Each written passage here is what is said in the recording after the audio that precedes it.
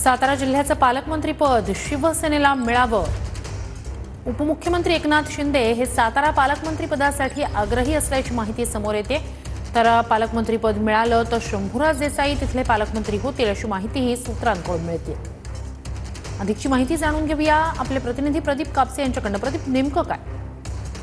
श्रुती, आपल्याला माहिती आहे की महायुतीमध्ये पालकमंत्री पदाचं वाटप जे आहे ते 2 दिवसांमध्ये होऊ शकण्याची शक्यता आहे। मात्र सातारा जिल्ह्याच्या पालकमंत्री पदावरती उपमुख्यमंत्री एकनाथ शिंदेंच्या शिवसेनेनं दावा जो आहे तो केलेला आहे की सातारा जिल्ह्याचं पालकमंत्रीपद जे आहे ते शिवसेनेला मिळावं। जर कदाचित पालकमंत्रीपद साताऱ्याचं शिवसेनेच्या वाट्याला आलं तर कॅबिनेट मंत्री शंभूराज देसाई हे सातारा जिल्ह्याचे पालकमंत्री होऊ शकतात।